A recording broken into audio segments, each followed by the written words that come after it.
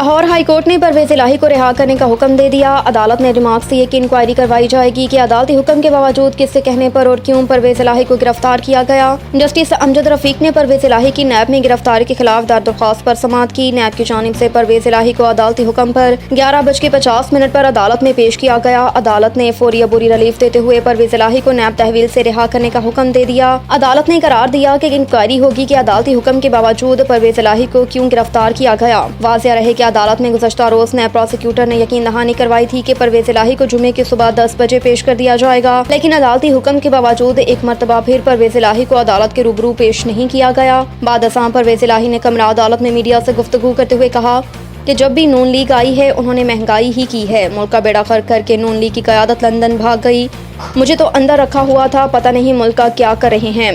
परवेज इलाही ने मजीद कहा कि अब तो IMF ने भी कह दिया है कि इलेक्शन करवाएं, मैं पुरअज़्म हूँ। स्टेट बैंक ने मॉनेटरी पॉलिसी के हंगामी इजलास की खबरों को मुस्तरद कर दिया। सोशल मीडिया प्लेटफॉर्म एक्स पर जारी वसाहती बयान में मरकजी बैंक ने कहा कि मॉनेटरी पॉलिसी के हंगामी इजलास की रिपोर्ट बेबुनियाद है और मुस्तकबिल की पॉलिसी रेट पर पेशगोई करना कबल अज़ वक्त है। स्टेट बैंक का कहना है कि मॉनेटरी पॉलिसी कमेटी शुरा सूद का फैसला करने का कानूनी इदारा है और मॉनेटरी पॉलिसी कमेटी का इजलास 14 सितंबर को है, जिसमें शुरा सूद पर फैसला होगा। निगरान वज़ीर आज़म ने टैक्सों के नाहमवार निज़ाम का बिजली के ज़ायद बिलों की वजह करार दे दिया। एक बयान में अनवारुल हक काकड़ ने कहा कि निगरान काबीना में बेहतर लोगों का इंतखाब किया गया।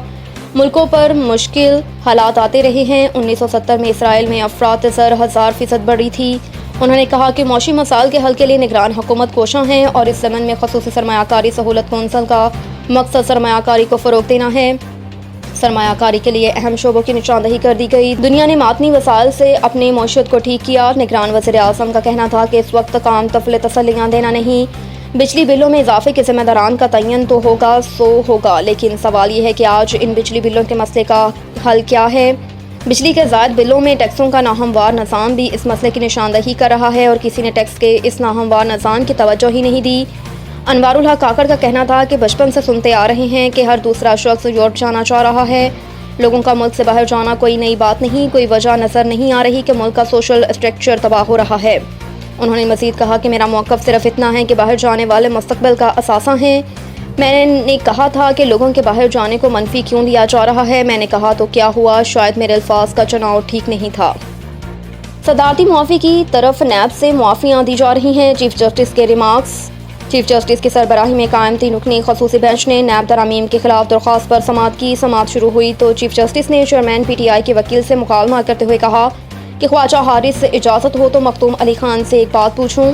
कल हमने तरमीमी कानून में एक और चीज़ देखी, MLA के तहत हासिल शवाहिद की हैसियत ख़त्म कर दी गई। अब नैब को खुद वहाँ सर्विसेज लेना होंगी जो महंगी पड़ेंगी। चीफ जस्टिस ने रिमार्क्स दिए कि आपने कल कहा था कि MLA के अलावा भी बैरून मुल्क से जायदादों की रिपोर्ट आई है, लेकिन कानून में तो इस ज़रिए से हासिल शवाहिद काबिल कबूल ही नहीं। नैब तरामीम के ज़रिए बैन अक़वामी कानूनी मदद के ज़रिए मिलने वाले शवाहिद काबिल कबूल नहीं रहे। मखदूम अली खान ने कहा कि FPR को बैरून ममालिक से असासों की तफसीलात मौसूल हो जाती है। चीफ जस्टिस ने रिमार्क्स दिए कि FPR को मिलने वाली मालूमात बतौर सबूत इस्तेमाल नहीं हो सकती।